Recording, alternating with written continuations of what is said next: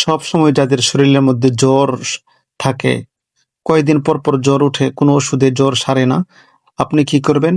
7টা কাগজের মধ্যে কুলনা ইয়া নারু কুনি বারদাম ওয়া সালামান আলা ইব্রাহিম, পবিত্র কোরআনের এই আয়াতটা লিখে 7 দিনে 7টা খালি পেটে কাগজ খেয়ে ফেলবেন।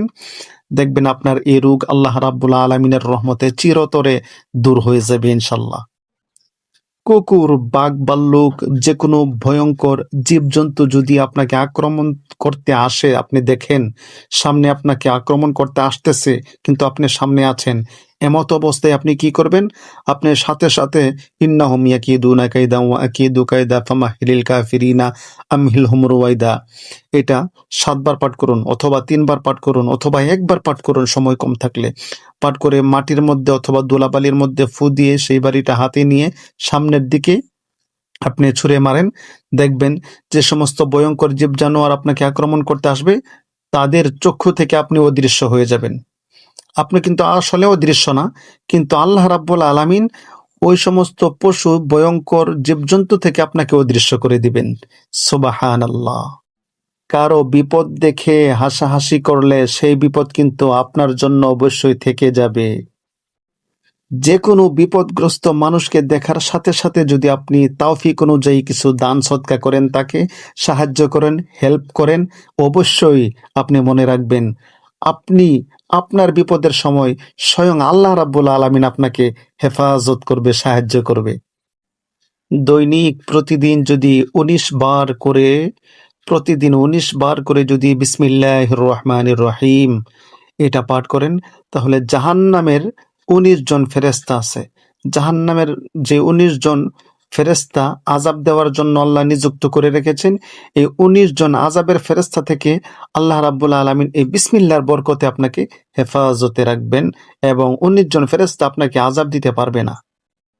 আপনি যদি সময় পেলেই বেশি বেশি করে সুবহানাল্লাহ, সুবহানাল্লাহ, সুবহানাল্লাহ, সুবহানাল্লাহ, ঠিক এইভাবে যদি এই জিকিরটা করেন সবসময়, একটু সময় পাইলেই, তাহলে জান্নাতের মধ্যে আপনার জন্য জান্নাতে একটা বৃক্ষরোপণ হবে। যতবার পাঠ করবেন ততবার জান্নাতে বৃক্ষরোপণ হবে।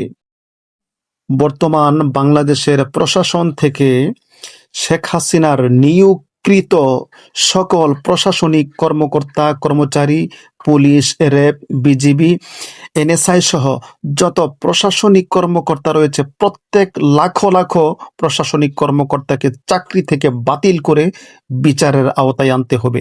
এছাড়া কখনো 100% 100% গ্যারান্টি দিচ্ছি কিন্তু আমি, সুষ্ঠু সুন্দর নির্বাচন সম্ভব হবে না।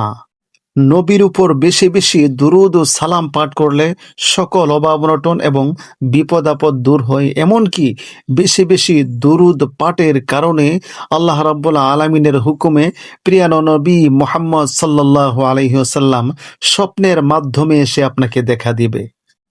5 ওয়াক্ত নামাজের পরে যদি আপনি একবার করে আয়াতুল কুরসি পাঠ করেন, তাহলে মৃত্যুর পরে আপনার কবরের মধ্যে আযাব হবে না, এবং হাদিস শরীফ অনুযায়ী মৃত্যুর সাথে সাথে আল্লাহ রাব্বুল আলামিন আপনাকে জান্নাত দান করে দিবেন। সুবহানাল্লাহ। আপনি যা কিছুই মনে করেন না কেন, এখনো পর্যন্ত 2025 সাল, এখনো পর্যন্ত কিন্তু শেখ হাসিনাই বাংলাদেশটা পরিচালনা করছে।